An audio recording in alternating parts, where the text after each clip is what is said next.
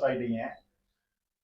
சொல்லுங்க. ஆமா. நான் ஏறத்தாழ இப்ப 3000 பாடல்கள் தாண்டிட்டேனே. உங்களுக்கு தெரியும். நான் வந்து பல்வேறு தளங்கள்ல ஓடிட்டு இருக்கேன். இப்போ வந்து ஒரு 2 படங்களுக்கு வசனம் எழுதிட்டு இருக்கேன். 2 படங்கள் நடிக்கிறேன். கிட்டத்தட்ட 11 படங்களுக்கு மேல எழுதிக்கிட்டு இருக்கிறேன். என்ன அ டயலாக்? அந்த பாடல்கள் வழக்கம். இது ஓடிக்கிட்டு இருக்கு. பரபரப்பா இதுக்கு இடையில இது போல நிறைய நிகழ்வுகள் அவேர்னஸ் பட்டிமன்றங்கள் அந்த மாரி போயிட்டு இருக்கு. இலக்கியத்துல முழுக்க முழுக்க இப்போ ஓடிக்கிட்டு இருக்கோம். இலக்கியம் சார்ந்தது தானே? இலக்கியம் சார்ந்த. புத்தகங்கள் வந்து இப்போ ஆல்ரெடி நான் 6 புத்தகங்கள் வெளியிட்டிருக்கேன். இப்போ மறுபடியும் இந்த வருடத்துல குறைந்தபட்சம் ஒரு 5 புத்தகங்கள் வரப்போகுது. ஒரு பெரிய நாவல் ஒண்ணு பண்ணிட்டு இருக்கேன். 3 கவிதை தொகுதிகள். ஆமா. ஒரு நாவல் வருது. 2 சிறுது கட்டுரை தொகுதிகள், 3 கவிதை புத்தகங்கள். இந்த வருடத்துல எல்லாமே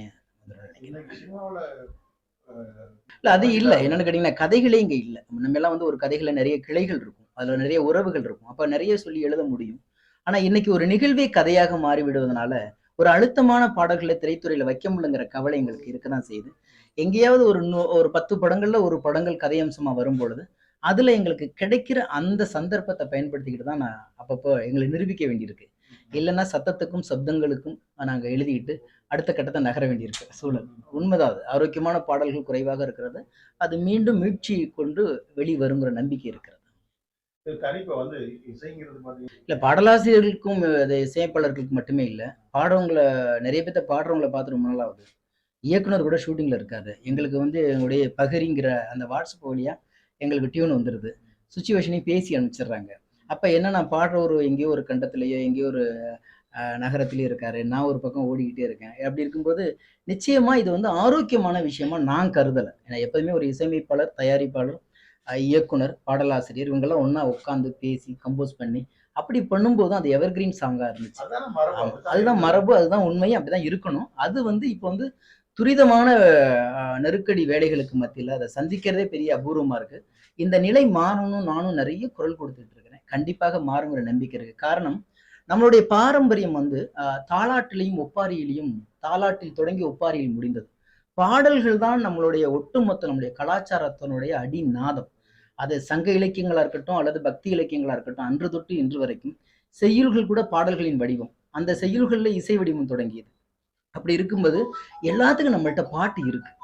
எல்லாத்துக்கும் பாட்டு இருக்கு. உட்காந்தா, நின்னா, விவசாயம் பண்ணுனா, ஓடுனா, ஒரு மரக்கிளையில உட்காந்து ஊஞ்சல் கட்டுனா, ஒரு தொட்டில் கட்டுனா, அழுதா, ஒவ்வொரு நிகழ்வுக்கும் நம்ம நிறையத்துக்கு பாட்டு இருக்கும்போது பாடல்களை மீறி அல்லது தவிர்த்துட்டு வேண்டுமெனால் இன்றைக்கு ஒரு ஃபேஷனா இன்னைக்கு பாட்டு இல்லாம படம் எடுக்கலாம்னு சொல்லலாமே தவிர இது நிலைக்காது. கண்டிப்பாக பாடல்கள் தான் தமிழர்களுடைய பண்பாட்டோடு சேர்ந்து வந்தது.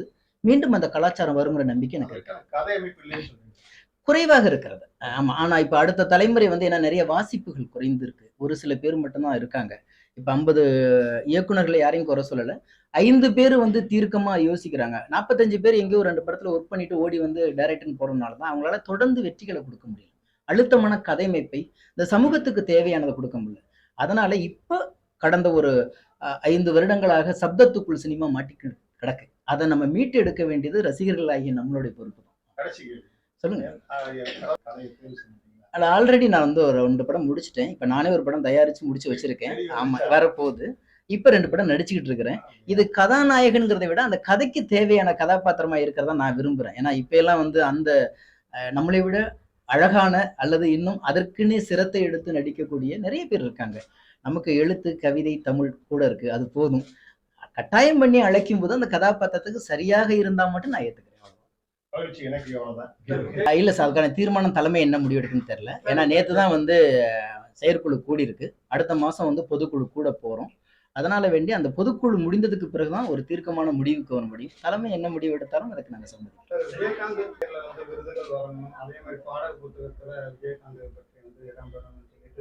கண்டிப்பாக ஒரு மிகப்பெரிய மானுடத்தை போற்றக்கூடிய ஒரு மனிதநேயமிக்க ஒரு மனிதர். அதுல எந்த மாற்று கருத்துமே இல்லை. அரசியலை மீறி, இன்னும் சொல்ல போனால் அவர் கட்சி தொண்டர்களை மீறி எல்லாத்துக்கும் ஒரு பிடித்த மனிதர். நான் அவரோட நிறைய பயணப்பட்டிருக்கேன். ஏறத்தாழ ஒரு 6-7 படங்கள் அவரோட நான் சேர்ந்து பணிபுரிந்திருக்கிறேன். அவரு வந்து சினிமாவுடைய அந்த இக்கட்டான நிலைமையில ஈட்டெடுத்ததும் சரி, கண்ணுக்கு தெரியாமல் செய்த அந்த உதவிகளும் சரி, எத்தனையோ பேர் அதை நீங்க வந்து அதை பட்டியல் போட்டீங்கன்னா நீண்டு கொண்டே இருக்கும். அந்த அளவுக்கு செய்தவருக்கு கண்டிப்பாக அவருடைய எண்ணங்களும் அவருடைய பெயரும் அவருடைய சிந்தனைகளும் அடுத்த தலைமுறைக்கு போய் சேரணும்னா அடையாளமா நம்ம ஏதாச்சும் ஒண்ணு பண்ணி ஆகணும். அந்த கோரிக்கைகள் எல்லாம் நம்ம நிறைவேற்றணும். இன்னும் சொல்ல போனால் விஜயகாந்த் சாருடைய அந்த வாழ்வியல் முறையை அடுத்த தலைமுறைக்கு கடத்துறதுக்கு இன்னும் வந்து நம்ம எல்லாருமே முயற்சி பண்ணுங்கிறதுல நான் தெளிவாகவே இருக்கேன். அதுக்கு நான் ஆதரவும் தரேன்.